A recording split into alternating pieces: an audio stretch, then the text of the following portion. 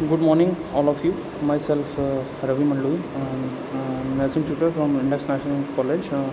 Today's topic is emphysema. Emphysema क्या होता है ये देखेंगे हम.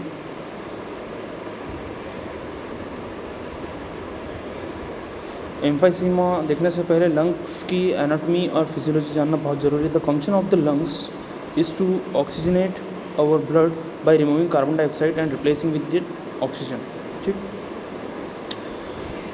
लंग्स का फंक्शन होता है ऑक्सीजन को बॉडी में लेना और बॉडी से ऑक्सीजन का कार्बन डाइऑक्साइड का रिलीज़ करना. ठीक है, व्हाट इज़ एम्फाइसीमा. अब एम्फाइसीमा पे आते हैं हम.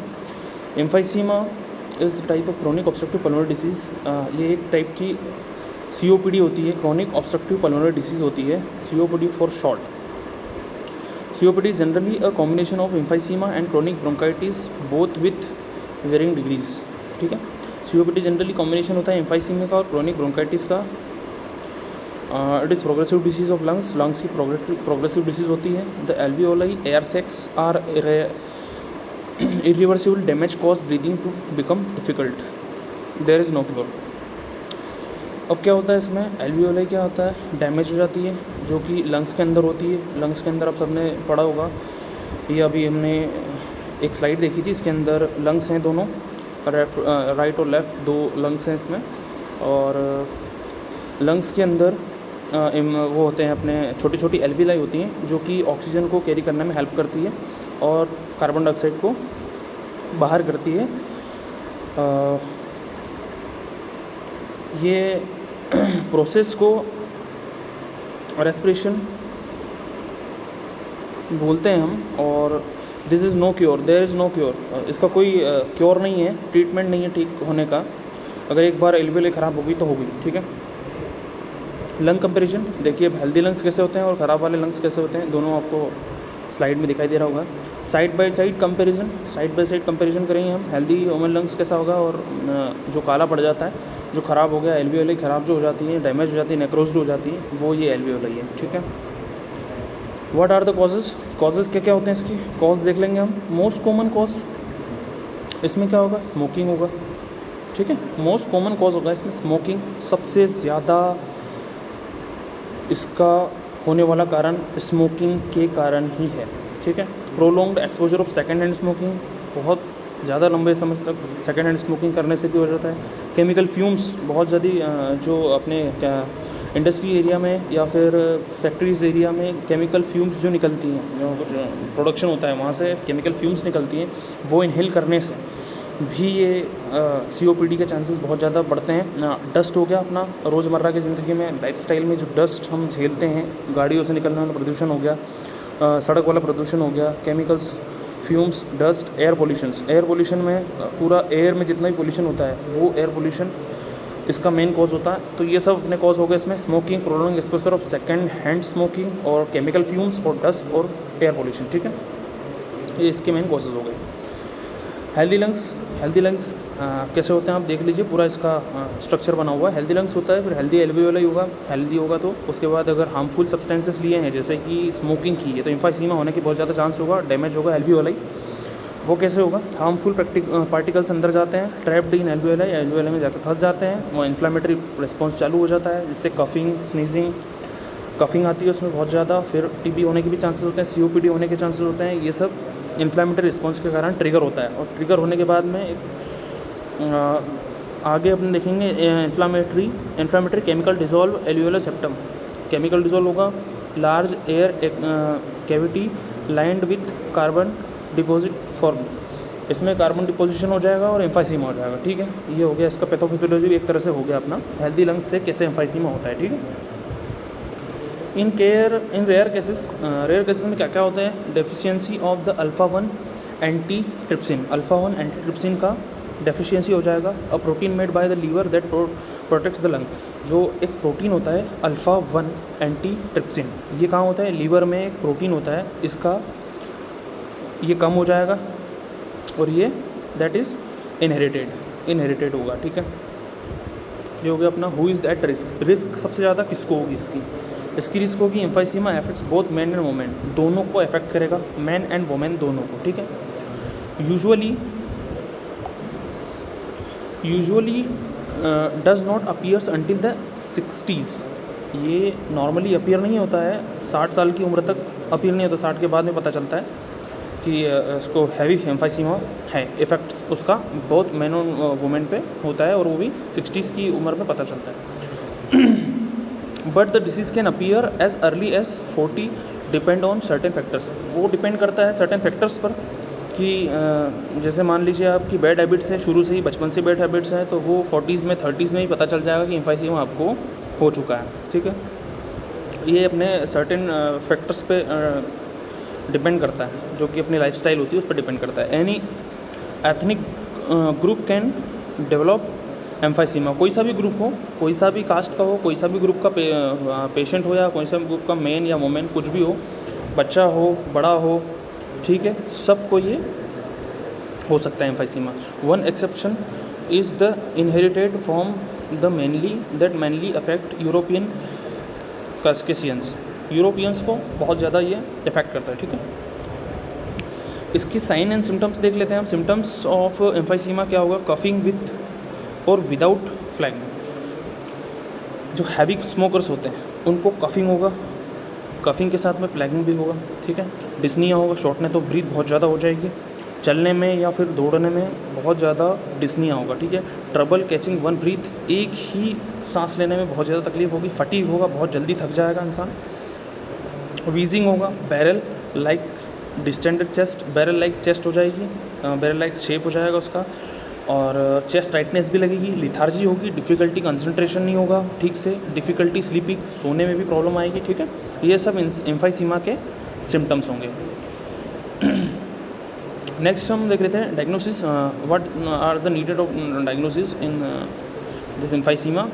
चेस्ट एक्सरे, चेस्ट एक्सरे का मेन होगा डायग्नोसिस में। ब्लड टेस्ट होंगे, आर्टेरियल ब्लड गैस होगा, एबीजी अपना एनालिसिस होगा। ठीक है, एबीजी में हम देखते हैं कई क्रिटिकल पेशेंट्स को देखते हैं एबीजी लेके, एसिडोसिस, एल्कलोसिस, और इनमें भी, और ख़ास करके इसमें भी पता चल जाएगा हमें जो एंजाइम्स होते हैं उनसे कि एम्फाइसीमा है या नहीं है। Lung function test also called भी पल्मोनरी फंक्शन टेस्ट। पीएफटी जो टेस्ट होता है अपना हॉस्पिटल, जो अपने हॉस्पिटल्स में पीएफटी फंक्शन टेस्ट होता है जो डॉक्टर्स करवाते हैं इसको, तो ये भी एक तरह का डायग्नोस्टिक टेस्ट होता है। ठीक है, spirometry measures how fast how much air are breathe out. अब ये स्पायरोमेट्री होता है, इसमें पता चल जाता है, मशीन में पता चल जाता है कि पेशेंट कितना ब्रीथ दे रहा है। ठीक है, इससे पता चलेगा कि पेशेंट का लंग कितना अफेक्ट हुआ है और कितना हेल्दी है। ठीक है, ये चीज़ होने के बाद में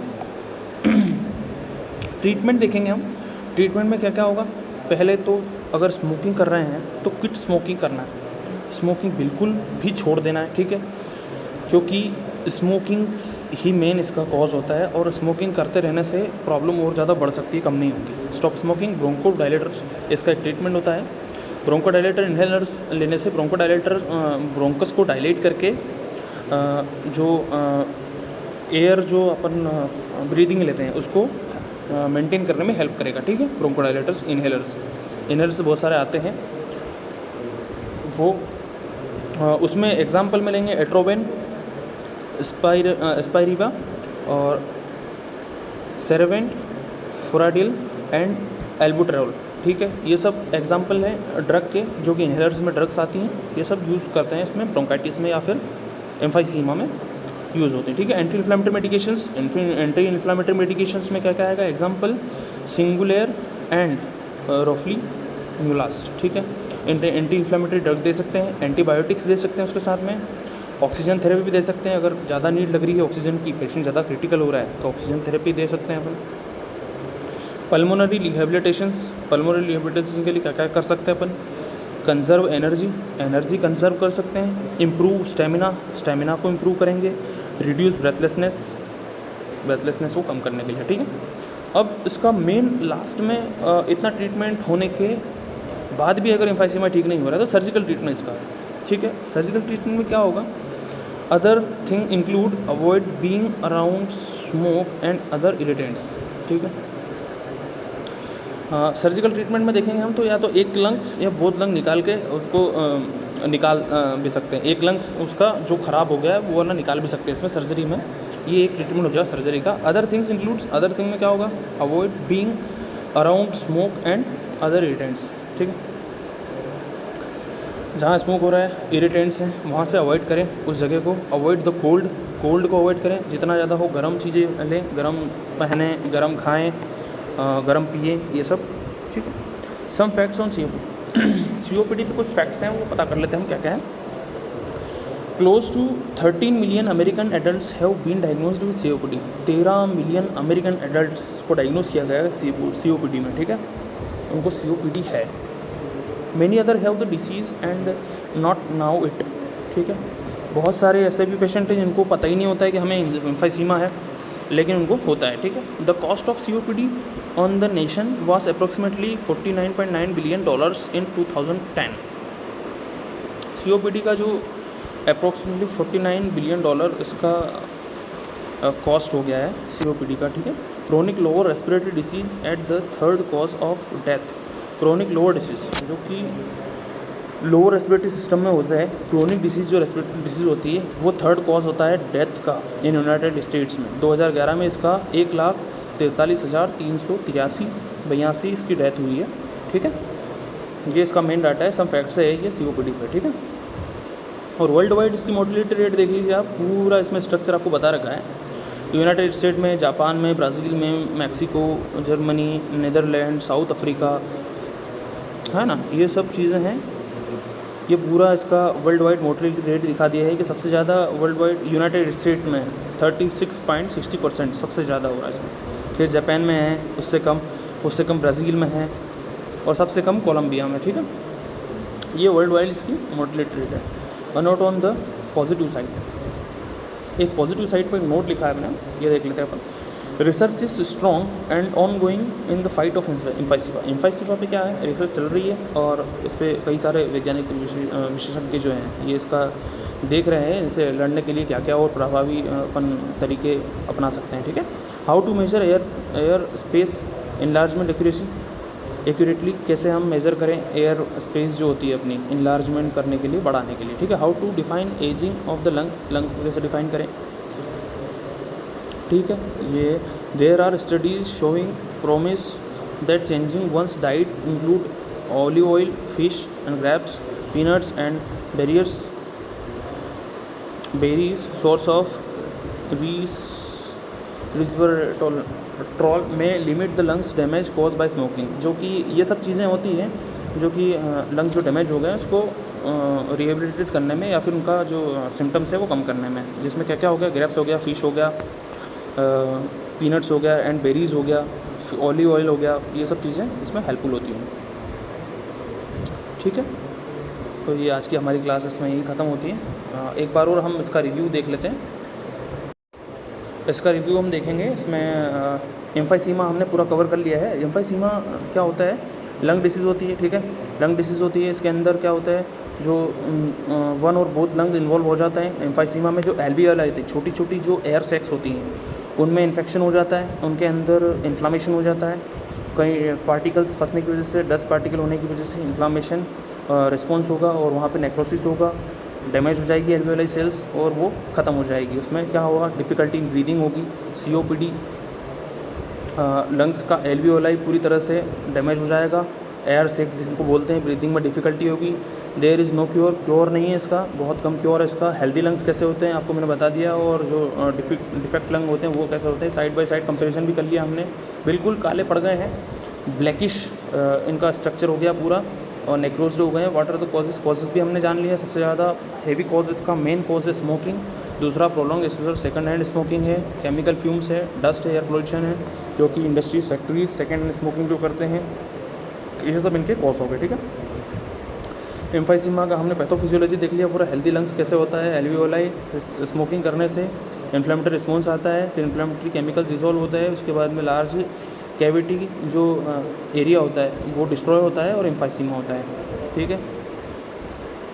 इसके बाद हमने अल्फ़ा-1 एंटीट्रिप्सिन जो एक एंजाइम होता है, जो कि प्रोटीन होता है, जो कि लीवर में पाया जाता है, जो कि लंग्स को हेल्प करता है, और उसकी इसमें डिफिशिएंसी हो जाएगी, इसके कारण भी रिस्क बढ़ जाएगी। Who is the at risk पे कौन कौन होगा, जो कि मैन एंड वुमेन दोनों ही होंगे, एंड 60s जो 60 साल की उम्र तक होंगे उनको ज़्यादा इसके चांसेस हैं, रिस्क हैं होने का, डेवलप्ड एम्फाइसीमा। और ठीक है, इसके बाद सिम्टम्स, इसमें सारे सिम्टम्स देख लिए अपन ने। कफिंग होगी, डिस्निया होगा, शॉर्टनेस ऑफ ब्रीथ होगी, ट्रबल ब्रीथ लेने में बहुत ज़्यादा दिक्कत होगा, सांस नहीं ले पाएगा पेशेंट, फटीग होगा, वीजिंग होगा, बैरल लाइक चेस्ट हो जाएगी उसका, और चेस्ट टाइटनेस होगी, चलने में डिफ़िकल्टी होगी, लिथार्जी होगी, बहुत ज़्यादा थकावट होगी, है ना। ये सब चीज़ें इसके सिम्टम्स में आ गए थे। डायग्नोसिस में हमने देख लिया था, चेस्ट एक्सरे, ब्लड टेस्ट वगैरह, लंग फंक्शन टेस्ट, ये PFT बोलते हैं, प्यूरल फंक्शन टेस्ट होगा, स्पायरोमीटर से डॉक्टर करवाता है, ठीक है।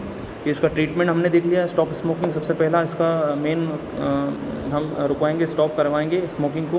ब्रोंकोडायलेटर इनहेलर्स आते हैं सारे, मैंने उसके एग्जाम्पल दे दिए थे। एंटी इन्फ्लेमेटरी मेडिकेशंस भी दे सकते हैं अपन, है ना, एंटीबायोटिक दे सकते हैं। और ऑक्सीजन थेरेपी, अगर पेशेंट को ज़्यादा सांस लेने में दिक्कत आ रही है तो हार्ट भी प्रॉब्लम हो सकता है, हार्ट ब्लॉकेज भी हो सकती है। अगर ऑक्सीजन प्रॉपर नहीं पहुंच पाएगा तो हार्ट को प्रॉपर ऑक्सीजन नहीं मिलने के कारण हार्ट भी डैमेज हो सकता है, ठीक है। ऑक्सीजन थेरेपी देंगे। पल्मोनरी रिहेबिलिटेशन के लिए हम बहुत सारी चीज़ें हैं, जैसे कि स्टेमिना बढ़ाने के लिए, इंप्रूव करने के लिए एक्सरसाइज करेंगे, डेली एक्सरसाइज करेंगे, न्यूट्रिशनल थेरेपी लेंगे, न्यूट्रिशनल जो न्यूट्रिशन चार्ट होता है वो बना के हम अच्छी डाइट लेंगे पूरी। सर्जरी में हमने देखा था, सर्जिकल ट्रीटमेंट में सिर्फ लंग्स का रिमूवल हो सकता है, उसमें वन साइडेड जो ख़राब लंग्स है उसको, अधिक जो ख़राब है उसको निकाल सकते हैं हम। Other thing include avoid the irritants, जो कि अराउंड स्मोक जो हो रहा है, आसपास जो स्मोक हो रहा है, इरिटेंट्स हो रहा है, उसको हम अवॉइड करें तो ज़्यादा अच्छा है। अवॉइड द कोल्ड, ठंडा खाना पीना, ठंडा पहनना, ये सब अवॉइड करें तो काफ़ी हद तक इसको बचाया जा सकता है। सम फैक्ट्स ऑफ COPD, ये सब फैक्ट हमने देख लिए हैं COPD का। वर्ल्ड वाइड मोर्टलिटी रेट देख लिया हमने क्या क्या करना चाहिए हमें COPD से बचने के लिए, ये भी देख लिया हमने, ठीक है। ये सारा आज हमारा टॉपिक यहाँ पे क्लियर हो जाता है एम्फाइसीमा का। So all of you, thank you so much, आपको समझ आया होगा, थैंक यू।